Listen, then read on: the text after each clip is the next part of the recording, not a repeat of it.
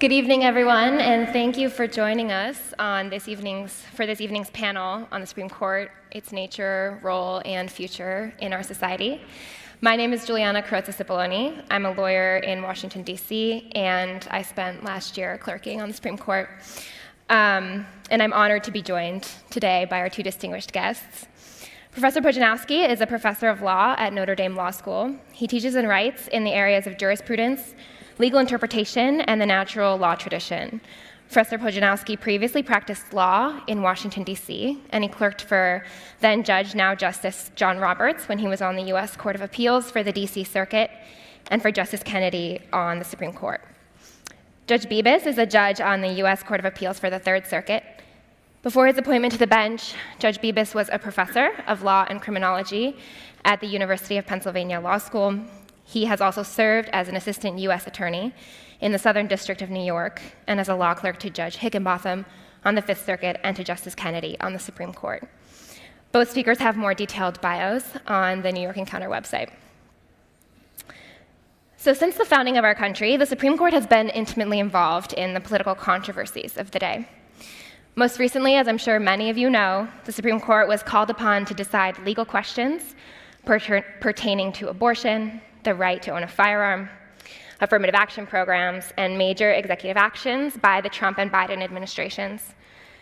And each time the Supreme Court has decided such an issue, it has sparked extensive political and societal debate about the underlying issues. For example, last term, the Supreme Court was tasked with deciding a discrete question. Are affirmative action programs legally permissible under the Equal Protection Clause of the 14th Amendment, which was proposed by Congress and ratified by state legislatures during the Reconstruction? The Supreme Court said no, but the commentary that followed engaged in much broader questions. For example, are affirmative action programs a normatively good thing or not? What does it mean to live in a truly equitable society? And how can and should a country atone for the moral atrocities of its past? These questions are all important, very, very important, but they are beyond the scope of what the Supreme Court actually decided in its opinion, and they are far, far beyond the scope of what the Supreme Court even has the power to decide. The distinction between law and politics, between legal questions and political or moral ones, too quickly gets lost in the public discourse surrounding the court. But we cannot judge the actions of the court without first being educated. At the most basic level, we need to be well informed about what a particular decision of the court did and what it didn't do. And more broadly, we need an education about the court's role in our governmental system and the limits on its authority. Our speakers are here today to help us answer these questions. So I think it might be helpful to start with some context for what we see today and for the discourse around the court. We often hear that the Supreme Court has never been so politically controversial, that it has never been so divided, and that it has never been so comfortable overturning its own precedent. Are these assertions true? Can you comment on the historical context for the political and legal atmosphere we see today? What's actually true, what's actually new, and what is not? Well, I think there's an important sense in which a lot is not new, and some of the narratives are not true. So before I came sit down and talk, I kind of ran through last year's term, and the big controversial term, and the number of cases in which the Supreme Court agreed 9-0, 8-1, or 7-2, where basically most of the justices were in agreement, outnumbered on a 2-to-1 basis the 5-4 and 6-3 decisions. So, and again, mind you, these cases where there's lots of agreement are some of the most challenging cases that come to the court. Most cases don't get litigated because the law is pretty straightforward and easy. Very few go to final judgment, very few are appealed, and very few go up to the Supreme Court. So even among these cases that are like the hardest in the legal system, 2-to-1, there's much more agreement than disagreement. And with respect to overturning cases, John Adler, who's a professor at Case Western Reserve, did a recent study and suggested that the Roberts Court is actually less likely to overturn precedent than its predecessors. And there's a sense in which this is new, and another sense, probably not. So some of you have heard of Marbury versus Madison, that case that gives us judicial review, gives the Supreme Court the power to decide what the law is. The origins of that case were, well, President James Madison, right before his term ended, wanted to appoint a whole bunch of officers. Thomas Jefferson didn't want to seat them, and there was litigation, which gave us Marbury versus Madison. So judicial review arose in the United States in the context of heated partisan disagreement. So there's a sense in which it's kind of an old story. I do think what strikes me as new, and I'll be quiet and let Judge Bibas talk. What I do think is new is there's a sense in which the federal government does a lot more than it used to, for better or worse, just describing it. And so what federal courts do is more important than it was 50 or 100 years ago. And I think combining that with a news cycle culture where people are kind of interested in what's going on at the court and reading the headlines. So I think there's more fervor than there used to be, and I think there's more interest in it than it used to be, which makes it seem like it's more prominent and divisive than it used to be. I want to first of all thank you for having us here, and yes. I want to second what Professor Pojanowski just said. The court becomes a lightning rod for a lot of controversies, but we have short historical memories. I mean, the fights between the Federalists and Anti-Federalists over, the Louisiana Purchase were a really big deal. Our country is divided, but it was even more divided around the Civil War. The Gilded Age and, laissez-faire capitalism around the turn of the 20th century, that was there was open fighting between the Democrats and the Republicans about just what the government or the court should allow or step in to do. There was tons of controversy over the demise of Jim Crow and the civil rights movement. And so, of course, our society goes through these cycles in which people get polarized, they get tribalized. Now, Professor Pojanowski is also right. Modern media make this worse, and the extent of the federal government's footprint make it more consequential at the federal level. A lot of what we used to fight about much more locally and much more face-to-face. But that seems to me more like a symptom than a cause. Mm-hmm. Yeah, I absolutely agree, and I think it's right what you say about having a short institutional memory. If you look back at the role of the court, and not just the Supreme Court, but the Fifth Circuit and the district courts, in particular, during the time of the civil rights movement, they were critical in enforcing the new laws of that time. But we've lost that history. Now, I think some people, when you point out that the Supreme Court today and back then played an important role in these controversies that our country was grappling with, they would say, why should we let the court have that power? Mm-hmm. They're unelected judges. They have a life tenure. It seems like 9 justices, or also the other federal judges, have a lot of power. And I think sometimes that's criticized in the media. So how would you respond to that? Well, I think there is a widespread confusion about what I do when I decide a case. I try to be very, very careful to say, I'm not saying this is good policy or bad policy. First of all, I am not allowed to, and no federal judge is allowed to reach out and say, hey, this issue in the newspaper looks really interesting, let me talk about it. I have to wait until someone who is hurt brings a case into court. It's called the case or controversy limitation.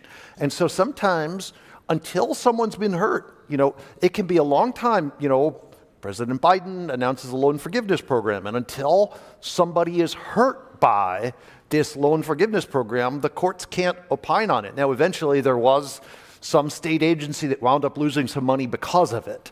But there are many of these issues that never can make it to court because there's no one who's been hurt, and it has to be hashed out between the president and the House of Representatives and the Senate. But even when that happens, we're supposed to stay our hands. Often these are matters that are left to the state courts. And when they come to the federal courts, we're supposed to try to avoid constitutional questions if we can, and we generally do. And we're supposed to try to explain our reasoning in terms of what do we need to do to give relief for this party. Now, the The side effect of that may be eventually, the Students for Fair Admissions case on affirmative action. But even that case, a big case, left a lot unresolved. Well, is this case just about education? What is it going to mean in employment or housing or other areas? And so it's going to be future people who have grievances under future things that will require that to be explained. But one of the reasons we do that is when we have a real person in front of us who's been hurt, we can focus on the facts and how this person has been aggrieved. And so it may seem unsatisfying to people, but we're not issuing legislation that says this shall never happen to anyone. Maybe the next person's case is very different from this one. So I think it's very important that the headline writers often write this in a way that suggests we have blessed affirmative action or cursed affirmative action, and we haven't. Or worse yet, with the Supreme Court, they'll often say the Supreme Court upheld what this lower court did. Now, all three of us work there, and we know the Supreme Court takes less than 1% of the cases that are brought to it. So usually when the headline writers write that, what they're not saying is the Supreme Court turns away most of the cases brought to it, and it doesn't imply anything about whether they think the decision below was a good one or not. It's only when they have to intervene. If all the lower courts agree on something, then they don't step in. And again, kind of wisdom often is waiting until the next time, waiting until you have to decide something. So the courts are actually much more limited and restrained than maybe the news coverage might suggest. Yeah, I think that's right. And the U.S. court system is different in respect to some other nations' constitutional systems. In some countries, what Judge Bibas was talking about is called standing. You have to have standing to bring a case. You have to show that you've been injured, and having the court rule in your favor will kind of relieve your injury. Some jurisdictions don't have that. You can come in and say, hey, the government's doing something wrong. Or, hey, court, tell us what you think about this, right? The kind of like the someone's wrong on the internet approach to jurisdiction. You can kind of go tell, and show them that they're wrong. And that, there are arguments for and against. There are benefits and costs to that. There are challenges. If the government's doing something wrong and no one's injured, they can get away with it, and that's not great. But one of the benefits of having this kind of case and controversy requirement is it's partly flows out of the recognition that it's not just the courts that have the responsibility to be faithful to the Constitution and be faithful to the statutes. It's every single officer of the government, whether you're a legislature passing a statute, you have to decide whether it's constitutional or not, whether you're a police officer or a regulator who's applying a statute, you have an obligation to follow the Constitution as well. And it's not just, or the statutes, it's not just the courts who do that. The role of the courts there is to decide cases as opposed to kind of declare what the law is. They declare what the law is in the context of resolving controversies. And to Giuliana's point, that at least partially kind of mitigates the worry that, like, why do courts get to do this? Why do 5 or 6 people get to decide? That worry becomes a little bit less when you realize, like, look, the court can only do this in the context of a real case or controversy. But on the other hand, if the statute or if the Constitution requires, the court can't say we can't decide this, right? When Brown versus Board of Ed came in, the Supreme Court, couldn't think, well, this is going to make a lot of trouble, and so we should just kind of not do anything. They said, look, we think the Constitution, prohibits separate versus equal. Brown has a good suit. We have to rule for Brown. And we have no choice but to do what we think the Constitution requires. Now, that doesn't mean you should reach out to kind of find constitutional issues. It means you have to be really careful about what you think the Constitution means. But you can't stay your hand just because you think it's going to be controversial or you think it's going to upset a lot of people, if that's what you truly think what the Constitution requires or what an act of Congress requires. Mm-hmm. Yeah. With respect to these procedural limitations, there are certain limitations that may not limit a case getting into court, but they do tie the court's hands once it's there. So, for example, a statute of limitations that says that you can only bring a certain claim, no matter how good the claim is, for a certain number of years after the events happened. There's Parties often can waive or forfeit particular legal arguments, just say, I'm not going to pursue that argument. And if they do so, the court can't reach that argument, even if a particular judge or justice might think it's the correct one. So what values do you mentioned a little bit about what values these limitations to hear cases serve, but then what are these other constraints? Well, there's a package of things that kind of tell us our job is to try to focus on what the existing law tells us we're supposed to do. So it starts from when I become a judge and I take an oath, and the founders took this oath very seriously. You're pledging on your soul, you're going to do equal right to the poor as to the rich. You'll administer justice without respect to persons. And so you get in there, I've got this commission hanging on my wall, and you have judges from very different backgrounds. It's like being born into a family, and maybe the different cousins speak the language a little differently, but you all learn to communicate. And there's this real kind of culture that by the time you've gotten to middle age and you've kind of learned the value of resolving disputes, trying to seek unanimity and harmony, and maybe narrow how much you have to say so that people from very different backgrounds appointed by very different presidents can agree.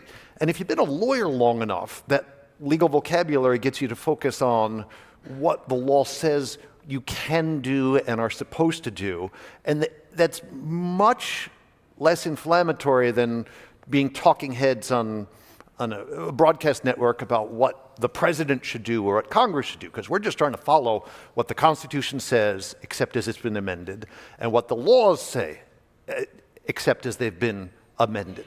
And often that means, sure, I've got broad views on something, but we don't put that in the opinion.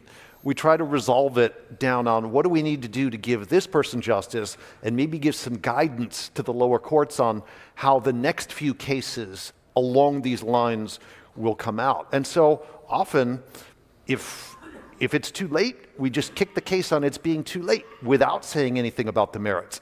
If this person, hates this law but hasn't been injured by it, then we just say, you haven't been injured, so we're not going to say anything about whether the law is a good law or a bad law.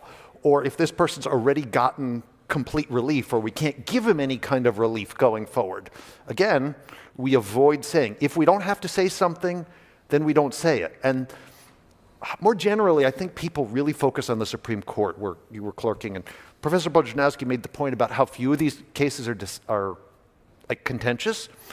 At the Court of Appeals level, where most cases end, 99% of our cases we agree on the result. In 96% of our cases, we agree on the result and issue one completely unified opinion. And then of the 1% of cases that make it up to the Supreme Court, only of that 80 a year, maybe 8 or 10 of them are divided along the lines of the president, the party of the president who appointed the justice. So maybe you hear a lot about those few people, but it's this tiny sliver of cases. In most cases, maybe something's wrong here, maybe someone got hurt, but take the complaint to Congress. And we try to make that clear. We're not saying this is good or bad. What we are saying is, if you want something done about this, take it to Congress. And so maybe there are problems elsewhere in the system, but they're not a problem with the way the courts are processing this as neutrally as they humanly can. Yeah, when I think about what Judge Bibas was just talking about, all the cases that never get brought because there's just no legal argument that would help you, no lawyer would bother taking the case or prosecuting that. Cases that get resolved but never get appealed because no lawyers say we can win above. The number of appellate decisions that are 3-0. It's kind of like they say the universe is 95% dark matter that you never see or never hear of. These easily resolvable cases are kind of the dark matter of the legal system. It's like when I'm driving down the highway and I think it's amazing how many car accidents don't happen. There's a whole bunch of people going 75 miles an hour and there's very, very few car accidents, surprisingly few. I think it's kind of like that. The amount of, which is not to say there aren't controversial cases and there aren't things that people care very much about, and there aren't cases that people care about that pose very, very hard questions, right? But I do think it's important how much the law settles things more often than not, most of the time, in ways that people don't particularly would get fired up about one way or the other. Yeah. Yeah. And to be clear, that 1% of the cases that make it up to the Supreme Court, it's 1% of everybody who's asking the Supreme Court to take their case. It's not 1% of every appellate decision. Now, I guess that raises the question, though, statistically, if I'm focusing on the cert process at the Supreme Court for a minute, statistically, some of those requests will be requests to correct an erroneous decision. I'm sure none of Judge Bibas's, but maybe some of the other decisions. And so, why shouldn't the Supreme Court just, at maximum capacity, of course it can't, it doesn't have the time to take up all of those cases, but why shouldn't the Supreme Court maximize just correcting all the wrong decisions, get the law as right as possible? Why is its docket so limited, and how could, what value is being served by them letting an erroneous decision stand when they might have the time and the authority to correct it? Yeah, I mean, I remember when I was clerking, one of the jobs that a law clerk has is looking at petitions for, they call it certiorari. It's the petition to have the Supreme Court review your case, whether it's from the federal courts of appeals or from a state Supreme Court. And one of the clerk's jobs is to look at these cert petitions and give the justice, hey, justices, here's what's going on. What do you think about this, right? And usually some sort of recommendation, but the recommendation is the least important part of the memo you write. But I do remember there's a couple of times where you're like, well, it looks like these people, this is wrong. They should not have lost, or at least based on their petition, it looks like there's a good reason they should have won. But usually, or often sometimes, the case, the court will say, look, this is just wrapped up with a particular set of facts. There's no kind of big picture legal issue to resolve. The court is not in the business of error correction, and that's a hard thing to internalize. Because you think, look, we're here to, the court's here to do justice. Why don't they just kind of correct errors? And I think part of the reason is there's so I think probably the court could do a little bit more than it is doing, but there is a lot of really complicated, challenging legal questions that the court should be resolving. I think maybe some of them they should be doing even more. But if they were to take the time to correct individual errors, they would not be able to have the time to resolve broader disagreements on questions of law. When the court usually decides to take a case, there's a couple of cases, there'll be some cases that are so important they'll just kind of take it. But usually what they will wait, if there's a disagreement about what a statute means or what the federal Constitution means, they will usually wait to see how the state trial courts, or how the federal trial courts or the federal courts of appeals, how they kind of go about thinking about it. And usually they will grant review if federal courts in, say, the Third Circuit, which covers Pennsylvania, New Jersey, and Delaware, think the statute means one thing, and the Ninth Circuit, which covers California and a whole bunch of other states, means another. Then there's disuniformity about what the Constitution means or what a statute means on a really important question, and then you got to take the time to kind of come up and really think it through. And so, if you spend your time kind of correcting individual errors that don't pick up broader legal questions, you don't have time to do that, and you're not getting. And then there's just a basic question of institutional capacity. A lot of errors or a lot of things that are wrong are often wrapped up with particular factual disputes. And a Supreme Court of 9 judges are not particularly adept at reviewing questions of credibility or the application of law to fact on this particular area. So it's kind of conservation of judicial resources and taking the time to resolve legal questions that affect the country as a whole. Maybe I can put the same point slightly differently. In the Hippocratic Oath, the doctor swears, first, do no harm, right? And that's an important principle in life. And I think when I was young and on fire, you want to kind of change the world and fix these things. By the time you get to middle age and become a judge, you understand how much however bad things are, you can screw them up. And often by sticking your nose in, you can mess them up more. And so it may be the case. It is an unfortunate thing in this, that your lawyer matters. And maybe a bad lawyer has messed up a case that someone might have won with a good lawyer. But meddling in it further could make it worse. The bad lawyer may have made things such that you're going to freeze it in place and make bad law based on it. There are problems at the lower levels of our courts. I'm not saying our justice system is perfect. I don't think these are problems along a political dimension. Access to justice is expensive. You have to have a lot of money, to hire a lawyer and go seek justice. And so there are a lot of low-level disputes. People don't get it, or they get out-lawyered by some big corporation or something, and then they don't pursue it. So it may not have been developed well early on, and it may not be teed up well for the Court of Appeals or for the Supreme Court. But there's no reason to think that's a particularly political problem. It may be a problem that's built into the way we dispense justice in the country, the way it's been kind of expensive, complicated, lawyerized. And there's no reason to think that that is systematically changing outcomes at the Supreme Court. Yeah.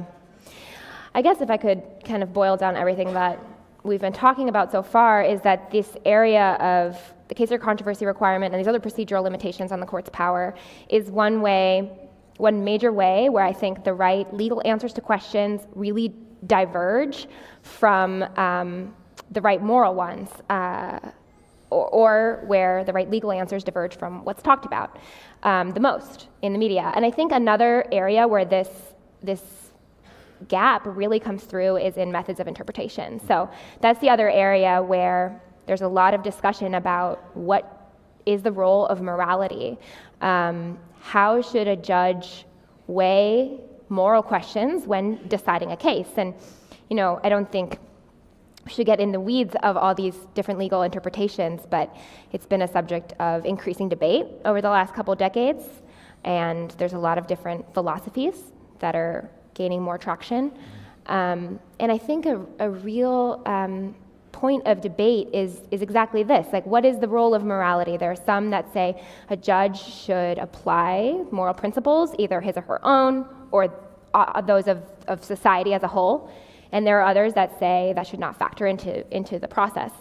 So I guess my first question, I want to explore this a little bit, and I guess my first question is it even possible to make this distinction, right? Because it's not worth going into what we should be doing if it's not possible. And I think, is it really possible to remove your own personal gaze, which is informed by your experiences, your reality, your unique characteristics, your morals? Is it possible to remove that gaze when you're looking at and considering a case? I think that the way that the legal system is structured does its best to minimize the impact of those things. We have a common legal training. We learn to read laws in a certain way.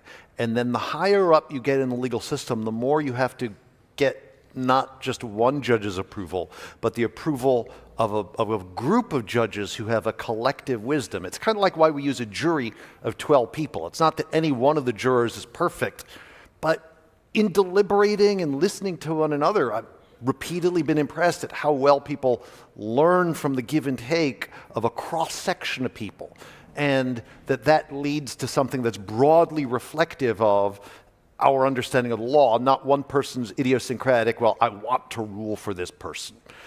So I think that's an important part of it. The other thing is, the people who become judges, we are people who did not choose to go the politician route.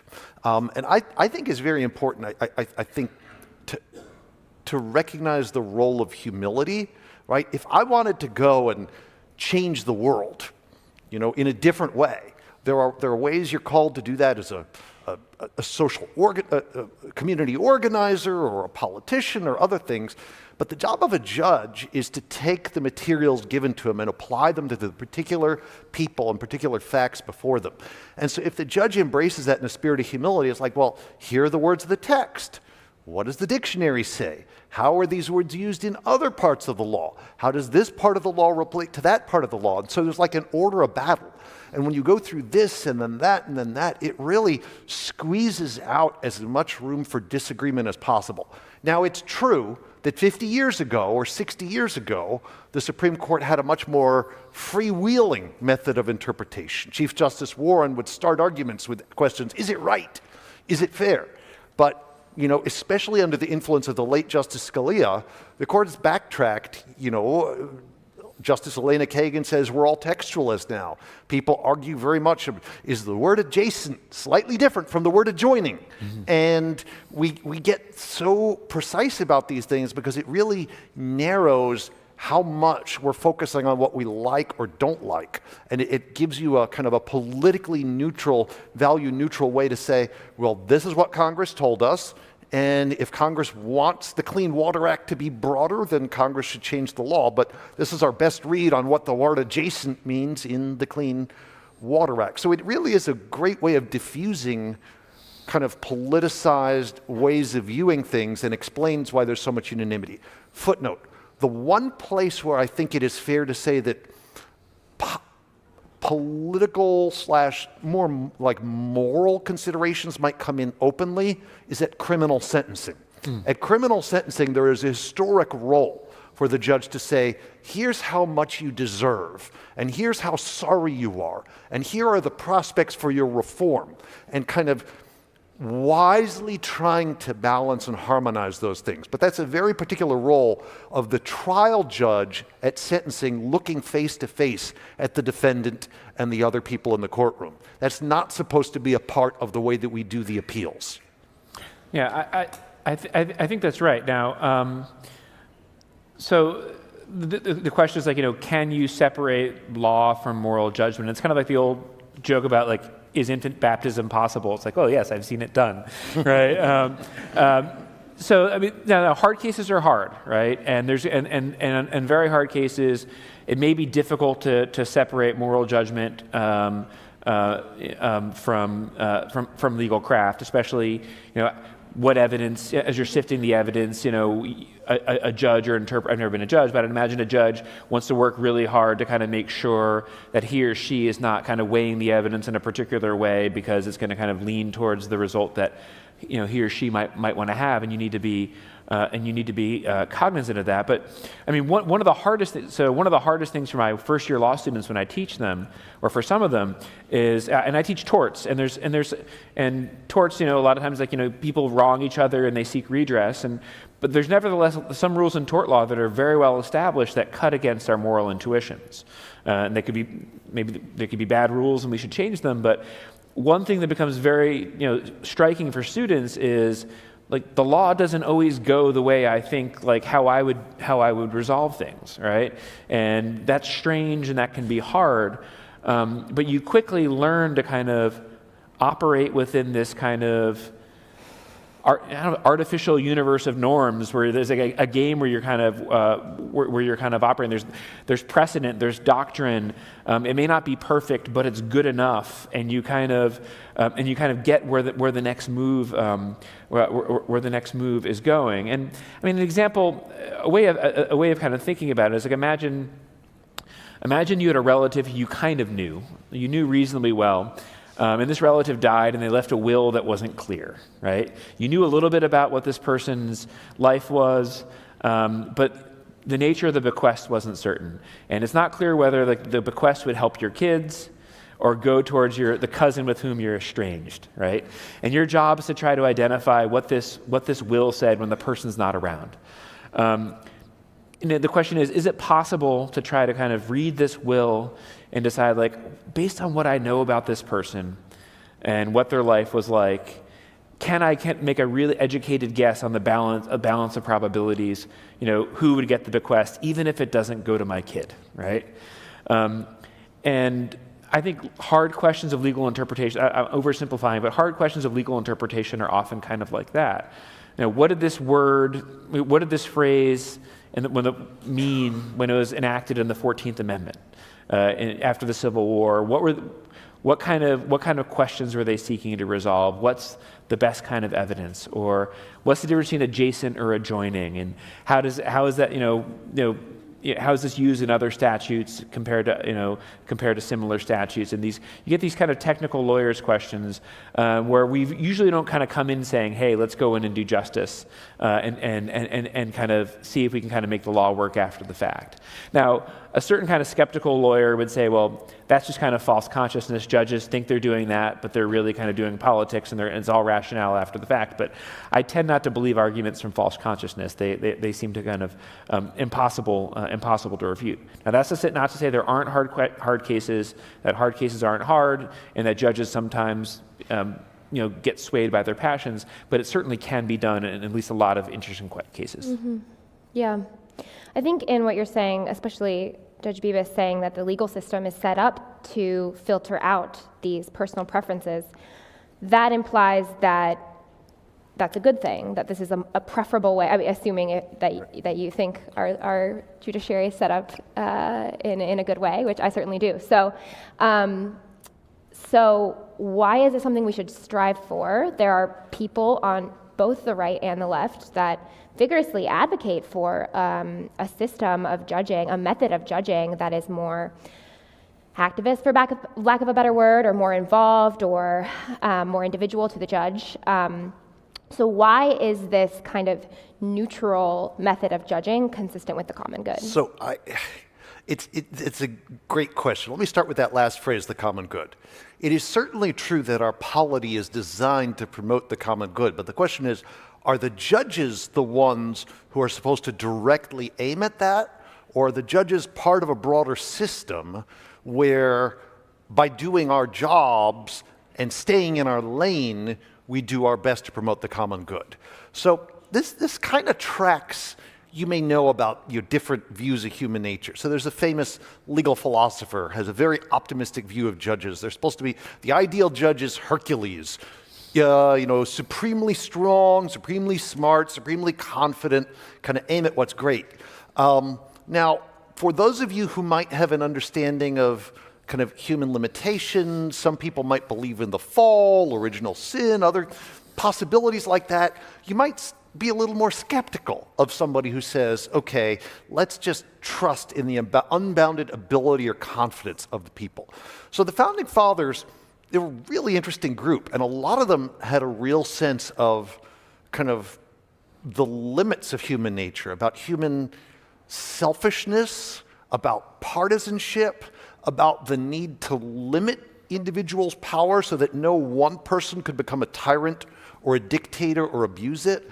And so I'm much more partial to the judging humbly approach of the late, great Judge Learned Hand, who was here in New York, where he would often say, this doesn't seem like it's very sensible, but, I've got to stay in my lane, and maybe I'll comment on why this isn't a very sensible law, all things considered, but it's not my job to remake that law. And so by not kind of aiming to remake society, you avoid the danger of kind of the willful activist judge kind of who has a paradise that other people view as a nightmare, or the unintended consequences that come from twisting this and warping that to get what seems like a just result in this case, and who knows what that's going to do to the web of laws that it's tied into. So again, do no harm, by being humble and having a respect for where you've been put and what the laws are, you can focus attention on the other institutions that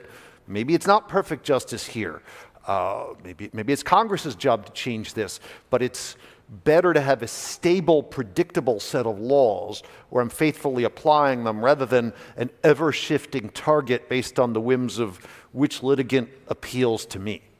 Yeah, I think I agree with that. So we mentioned Justice Scalia earlier, and there was when the conservative legal movement was responding to the Warren Court, the kind of activist liberal court in the 60s and the 70s. By the way, you mentioned are controversies new? I remember a couple years ago watching Dirty Harry, the old Clint Eastwood movie, and one of the character, one of the kind of, there's a cameo appearance by a Berkeley law professor who was protecting this hippie who's committing a crime, and the anger about the Warren Court like made it into the Dirty Harry movies. So like the court's always been kind of, I remember Dirty Harry saying, "I'm all broken up about your rights," you know.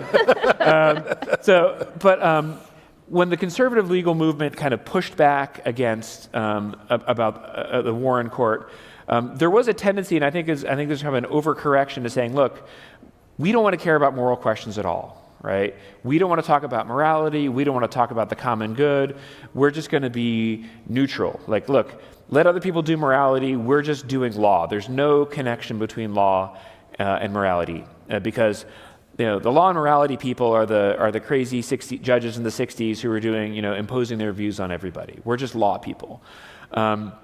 I think one thing that ignores, and I think there's been, hopefully there's some kind of correction in the opposite direction. It's not to kind of like, let's do what we want if you're conservative or something like that, but to realize, look, even when you are deciding, I'm going to the extent I can, work with the technical legal doctrine, whether it's the original meaning of the text of the statute or whatever precedent's been handed down, I may not be asking myself, what do I think as a judge is the right way to do things? I may not be making kind of first-order moral judgments. I may be saying, look, it's not my job to do that. But the fact that you're doing that, you are doing it for good moral reasons. We promote the common good, assuming of a reasonably just legal system. You are promoting the common good by staying in your lane, by trying to identify what the law is on point. And you may have to sometimes bite bullets and hand down judgments that you think are not what you would have done, like not wicked. We're not like talking Nuremberg laws, but like not what I would have done. But even when you hand down a judgment that's not what we would have done because of precedent or because of statutes or what you think the Constitution means, you are staying your hand. You're refusing to make a moral judgment for very good moral reasons. So you can never ultimately separate law from morality, especially when you're choosing a method of interpreting the Constitution or interpreting the statutes. There's no way of kind of avoiding morality at the high level of saying, how ought I interpret and what is my role? But it very well may be natural law, moral reason tells you that it's not my job here. It's someone else's job, and I need to be faithful to what I think the Constitution meant at that particular time, and I'm doing that. I'm doing that for good moral reasons. Yeah, Professor, I'm curious, based on your work in the natural law tradition and jurisprudence, if you could comment a bit more about what the Church has to say about this, if anything. Oh boy. What does the Church have to say about that? Well, so I'm not of an encyclical at hand here, but I mean the way I've been thinking about it. So I'll fall back on Aquinas, right? And Aquinas says like the law is an ordinance of reason for the common good promulgated with a person in authority with care for the community, right? It's very easy to emphasize reason and the common good, right? Law is there to serve the common good. And the common good is to some extent knowable by reason, but reason underdetermines the common good. There's many wrong ways to order a polity and work together. There are a number of really wrong ones, but there's a wide number of good ones that are morally acceptable, right? And the question is, who has authority? And if it's the legislature or the framers of a constitution who, for hopefully good moral reasons, have kind of given us a form of order in law, it's the job of the interpreter of the law to figure out what that ordinance of reason was and respect authority, because we need authority, reasonably just legal rules to coordinate, to cooperate. And then there's also a moral element of respecting what the polity has judged before. Like a group of us decided 225 years ago by a supermajority that this is how we're going to live together until we change it accordingly.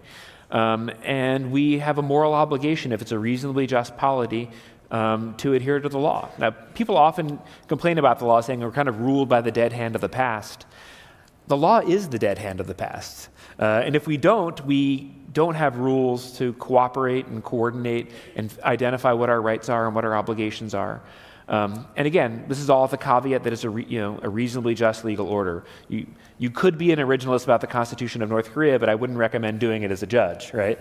So that's how I would interpret what the natural law. And one last thing, the natural law also tells you if you have a law that's deeply unjust, and you're a judge, and you don't have jurisdiction to change it, you may have a moral obligation not to enforce it, right? You may have to resign or recuse or not enter judgment. It is a violation, however, of the natural law to lie and say what the law is what it's not. You cannot take jurisdiction over what you have. You cannot take authority that you don't have. So it's a violation of the natural law and an offense against the common good to take authority that you don't have. So you may you may have to resign, you may have to participate, you may have to recuse, but you can't say what the law is when it's not for the common good, because that itself violates the common good. Mm-hmm.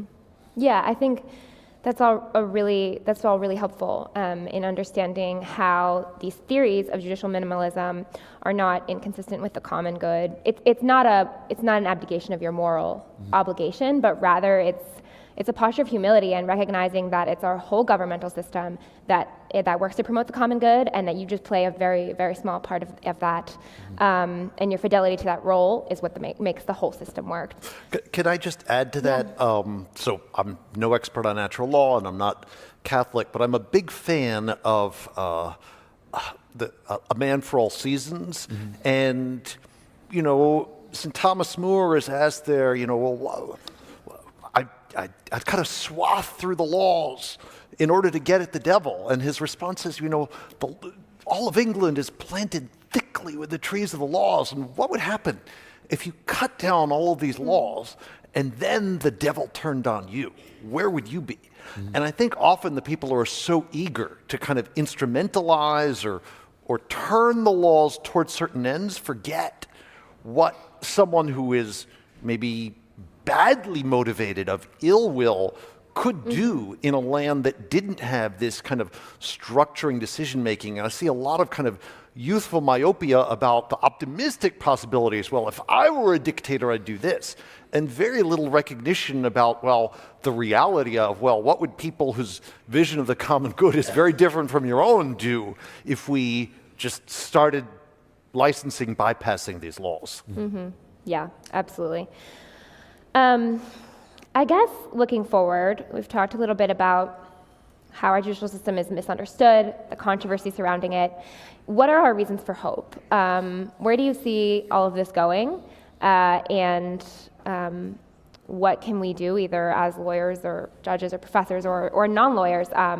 What can we do to flame that hope? I wish I were more optimistic. So I think events like this are fantastic, right? And being a good, informed citizen, not reading clickbait.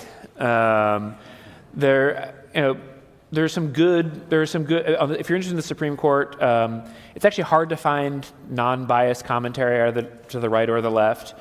SCOTUS blog is pretty good. They're pretty good explainers of what's going on with the court. There's a podcast called Divided Argument with Will Bode and Dan Epps, person kind of center left, center right, and they talk about the Supreme Court.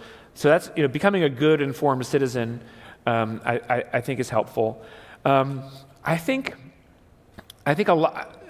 don't think things are going to calm down anytime soon, and I'm not sure there's anything the court can particularly do about that. I do think we live in a time of news cycle outrage. I think this is part of and this is maybe kind of a long-term point of hope. I think part of it is for a lot of people replacing following news and the courts and politics as kind of a community and religion substitute. I think for a lot of people. That is their source of meaning and community. And I think one way we can have and look, Tocqueville would say, look, Americans have always been kind of law-obsessed people. They always go to court. They're always arguing about they're always litigious. But back then you had meaningful local government thick civic institutions, strong local communities, healthy faith communities that kind of offset that kind of centrifugal forces of politics. And I think, long-term cultural solutions are always you can never kind of prescribe them in advance. But I don't think following the court or being obsessed about the court and being obsessed about politics is going to make the situation any better. I think it's rebuilding community that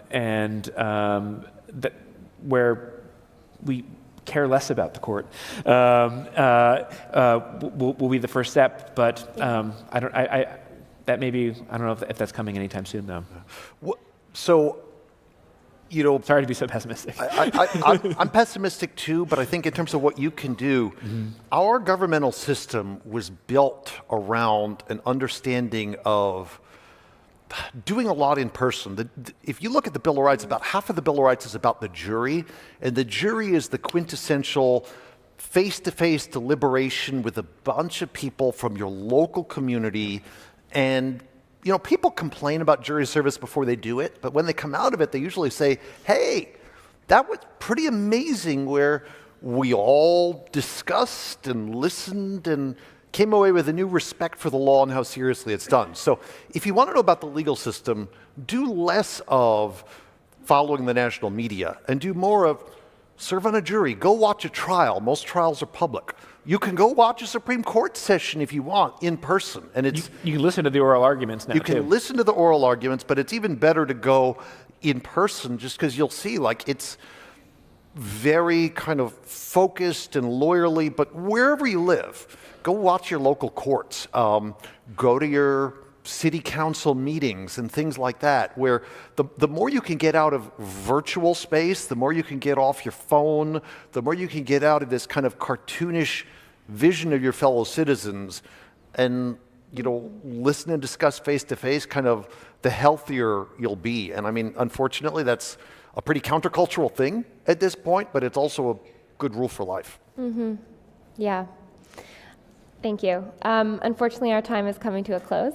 So I think that's actually a great place to end, though, on the need for an encounter. Thank you very much.